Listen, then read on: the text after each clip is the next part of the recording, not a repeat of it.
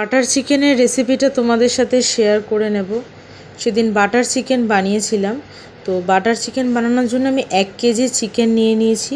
সেটাকে ভালো করে ধুয়ে তার মধ্যে নুন আর লেবুর রস মাখিয়ে নিয়েছি। হাফ মতো গন্ধরাজ লেবু দিয়েছি, এতে আমরা হলুদ ইউজ করব না।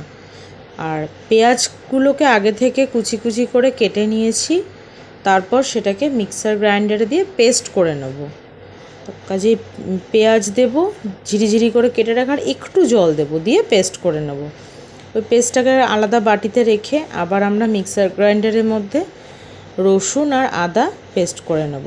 তার সাথে আমি ইউজ করব একটা আমুলের বাটার, কারণ এটা যেহেতু বাটার চিকেন। আর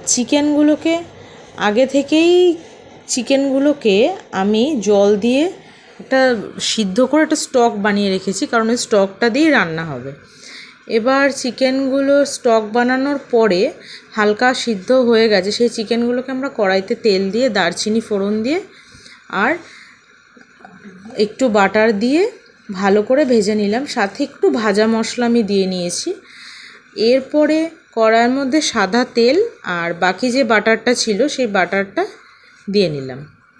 আমি 15 টাকার একটা বাটার কিনেছিলাম, তো তোমরা যদি বেশি বাটার ইউজ করতে চাও করতে পারো। এবার পেঁয়াজ বাটাটা দিয়ে দিলাম ওই বাটার আর তেলের মধ্যেই, দিয়ে ভালো করে আমি ভাজবো। তারপরে আদা রসুনের যে পেস্টটা করে রেখেছিলাম সেটাও দিয়ে নিলাম, দিয়ে তার সাথে একটু নুন দেব। এতে আমরা হলুদ ইউজ করিনি এই রান্নাটাতে, কারণ এটা হোয়াইট রঙের হবে। এরপর একটু চাপা দিয়ে রাখবো।